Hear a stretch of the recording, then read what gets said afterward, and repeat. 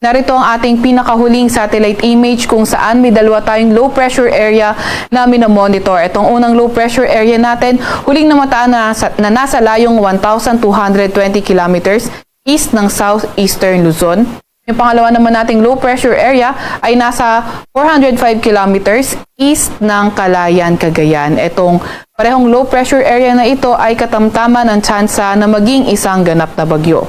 At itong dalawang low pressure area na ito rin ay posible nga rin silang magsanib. So generally, moving northwestward direction naman itong parehong low pressure area na ito. At sa ngayon, mababa pa naman ang tsansa ng landfalling scenario, pero gayon pa man, kung ito ay maging isang ganap na bagyo, posible pa rin itong ma-enhance o mapag-igting yung habagat nga po natin.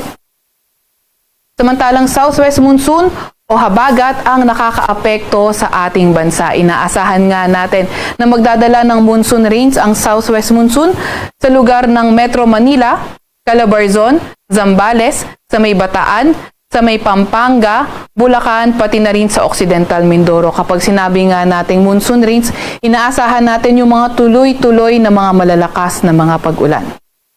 Para naman sa lagay ng panahon, sa Ilocos Region, pati na rin naman sa lugar ng Tarlac, pati na rin sa lugar ng Benguet, Oriental Mindoro at Marinduque, asahan naman natin ang occasional rains. So pag occasional rains, posibleng maulan buong araw at may mga bugso ng katamtaman hanggang sa mga malalakas na mga pag-ulan.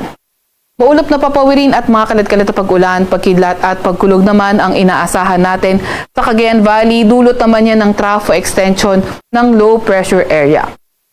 Para naman sa lagay ng panahon sa nalalabing bahagi ng Luzon, sa Visayas, Zamboanga Peninsula, Northern Mindanao, Caraga at Davao Region, inaasahan nga natin yung maulap na papawirin at mga kalat-kalat na pag-ulan, pagkidlat, pagkulog. Ito naman ay dulot ng southwest monsoon o ng habagat. Sa nalalabing bahagi ng Mindanao, partly cloudy to cloudy skies, may tsansa pa rin ng mga localized thunderstorms.